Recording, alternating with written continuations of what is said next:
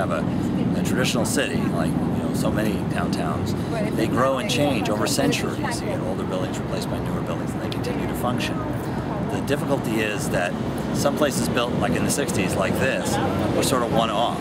They have these peculiar travel patterns, and each building is, in a sense, becomes unique. And when that building is no longer viable, and that's true for many of these buildings that weren't really made to last the ages, and now there's a real problem with their viability economically because of BRAC, because now they have to be somehow repositioned, otherwise they're essentially going to decay and become really low-value properties. If something's going to happen with them, it's more difficult because of the fact that there isn't a good basic street grid.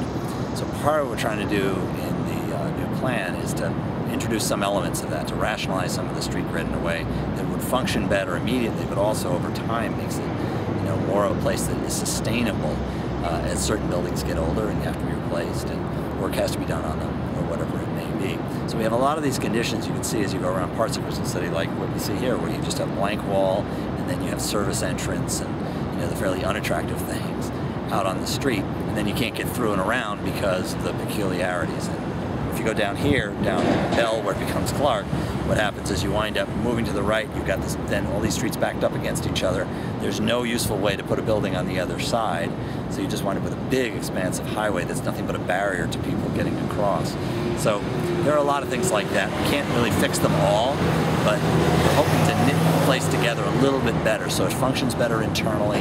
It's easier to walk as well as for vehicular traffic to circulate, but also so buildings over time will function better and again be more sustainable over the decades to come.